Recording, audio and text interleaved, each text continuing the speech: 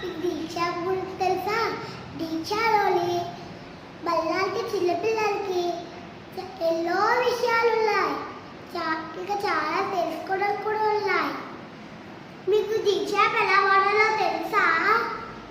First phone తీసుకొని దీక్ష app download చేసుకోవాలి.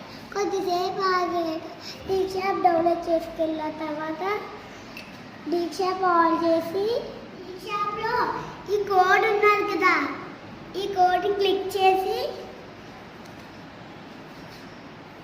ఇక్కడ స్కానర్ ఉన్నదా, ఈ స్కానర్ని స్కాన్ చేయాలి.